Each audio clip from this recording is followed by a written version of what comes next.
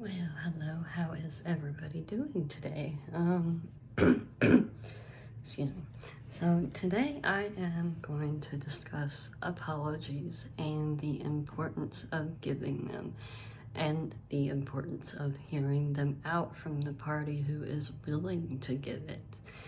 From my experience, it seems like a lot of people aren't mature enough to realize that they are responsible for how somebody else has acted, or how they have made somebody else feel. And unfortunately, that's the sad truth. And a lot of people, I tell you what, so many people owe me apologies. I'm used to not receiving them. So that just goes to show me the lack of maturity on their part. So anyway, what is a sincere apology? It is a regretful feeling of guilty. Go back to my video on guilt if you need to refresh your memory on that. An acknowledgement as in accepting the truth of or existence of something, of an offense or a failure. An offense is something that constitutes violation of what is judged to be right or natural. It also includes breaking the law, such as robbing a bank, theft, stalking, murder, rape, all that type of stuff. Apologies are important for mental health because they can reduce anxiety, improve self-esteem, strengthens relationships, and helps with emotional healing by promoting accountability, empathy, and forgiveness. For the person giving an apology, it helps alleviate feelings of guilt, shame, and regret, or even embarrassment. While for the person receiving the apology, it validates their feelings and promotes a sense of being heard. Again, so for the person apologizing, it reduces guilt, shame, regret, even embarrassment. It can boost their self-esteem, make them feel more confident in themselves, promotes personal growth, and it improves relationships. And for the person receiving an apology, it validates their feelings. A sincere apology validates your hurt feelings and shows that you were seen, heard, and respected. You know, there's nothing wrong with wanting to give a person that is something for free. But yet it seems to be the hardest thing for people to grasp. The hardest thing for people to be able to do is just give an apology and actually mean it. And it's like they want to move forward, but yet they don't want to take the proper steps that's going to help them move forward on top of the person that was involved to move forward. So, you know, can't have it both ways. Everybody just can't. So anyway, also for the person receiving the apology, it promotes forgiveness. Receiving a genuine apology makes it easier to forgive, and it can help reduce anger and the desire for revenge. Have you ever had anybody, slash your tires to your car, draw their name in your seats, take your car out, steal it, wreck it, slash windows, slash tire, all of that fun stuff? Anybody break into your house, TP your house, so on and so forth? That's anger. That's setting out for revenge, and that's never the right way to go. And the reason they're doing that is because they're feeling like they're not being seen and heard, no matter how many times they've tried to reach out to you to give you the multiple chances to come clean and be the adult that you claim to be. Everybody's got their limits, guys. Everybody's got their limits. Just heads up.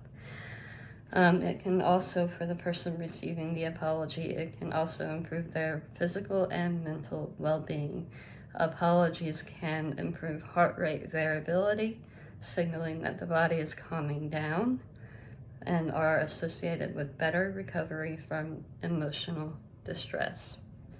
You can't sit there and keep calling people crazy who want to act out, and you can't even take accountability for your own actions and admit the fact that, oh wait, I am the reason why they're acting this way. I do owe them an apology, and they're just trying to make me see that because they care, and they would have never done the same thing to me. But no, you know, people want to take things so offensively anymore, it's ridiculous. Anyway, so the overall benefits of apologies: it heals relationships, restores trust. How many of you guys can actually say that you fully trust somebody with your life, with your words, with your stories? Like, really, if something was to happen to you today where you ended up homeless or where you lost everything, who can you honestly say that you trust enough that will actually be there to back you up if you need something? Or are they gonna look down on you like everybody else who's homeless and be like, oh, you need to go get a job, or you need to go do this, or you need to go that? Okay, for all you know, they could have just lost their job that they had. You know, they could have lost their home in a fire. So why are you so judgmental when it could easily happen to you? That's one of the biggest mistakes that a lot of people make, is not thinking that something can happen to them. Because, oh, they're so high and mighty, they got their ego and pride to worry about, you know. Like, come on, guys, since when? Like, seriously, are we really still in high school, guys? Why do we keep acting like we are? Really, why? So many ways. And then the other thing, the other benefit is it encourages accountability. So take accountability for your own actions, right? Okay. So here is how to give sincere apologies. So to apologize sincerely, take full responsibility, express remorse, regret, sadness, care, without making excuses. And who knows, even if the person may have reacted in a way that you didn't want them to, and you know, you put the blame on them now, they may actually turn around and apologize for that. Or maybe they've been trying to and you choose to not listen. So if you decide to take the step to finally come out of your shell and make that apology, you might hear the apology from them too. You just never know until you try. And commit to making amends or changing your behavior. Start by clearly stating what you did wrong and how it affected the other person. Then express that you are truly sorry. Finally, explain what you will do to prevent the situation from happening again. This is where you can tell the person, hey, I'm never going to see you again. I just feel like it's best for both of us, so on and so forth. You don't just turn around and ghost somebody. And then you all wonder why people are overthinking and, you know, making assumptions about each other, so on and so forth. Yeah, okay, whatever. Okay. So anyway, and then ask how you can make it right. If you do want to stick around and continue to be in their life, ask what you can do to make it right.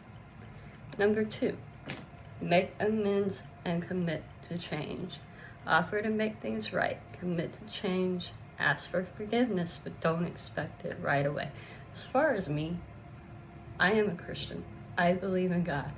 I was always taught forgiveness. So, of course, I are ready. And I think this is part of my issue because, you know, people think, oh, well, she already forgives me, so she doesn't need to hear an apology. Actually, yeah, I would still very much love to hear apologies from some people. It would continue to lift a heavy weight off of my chest, of my feelings. And it would make me realize, like, hey, yeah, they are the person I thought they could be.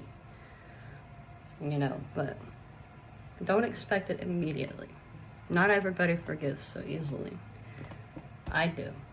Because, again, I know what it's like to not be forgiven. And it sucks, but whatever. So listen, and communicate is number 3. Listen actively. Give the other person a chance to explain how your actions have affected them without interrupting. Meaning just sit there, listen. When they say they're done talking, then that's when you can talk. And try to express your side of things. But try not to interrupt them just to defend yourself because they say something that triggers you right then. Be like, okay, cool down, I'll talk in a minute, right? Show empathy. Express that you understand why they were hurt. Apologize in person, guys. I can't stress this enough. Kids these days are so into their technology now, they don't realize that you can't hear people's tones. You can't read their facial expressions. You can't see their body language through text message. Why do you think so many relationships are torn apart through text message?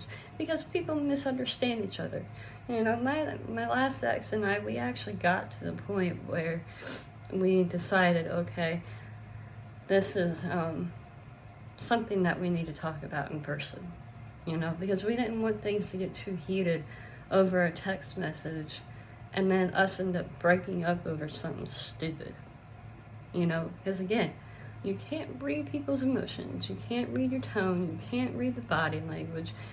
You know, I don't understand why people think it's so mature to have a texting relationship. That's not a relationship, guys. It's really not. Technology has taken over this world so much. It is ridiculous. It's like, no wonder why people aren't getting married anymore, or, you know, having actual relationships anymore, trying to build with each other anymore. Like, this world is just messed up. So anyway, apologize in person. You know, when possible, apologize in person to convey your sincerity through your tone, body language, and facial expressions. Alright guys, that is all I have for apologies. I hope this helps some people. Tomorrow, my next topic is going to be forgiveness. Now, next week we are going to discuss certain types of mental illnesses, such as sociopaths, narcissists, psychopaths. We're going to actually look into those a little bit deeper, so that we all have a better understanding of them, and maybe a better understanding of ourselves. So, anyway, thank you guys, and you all have a wonderful day. See you all tomorrow. Bye-bye.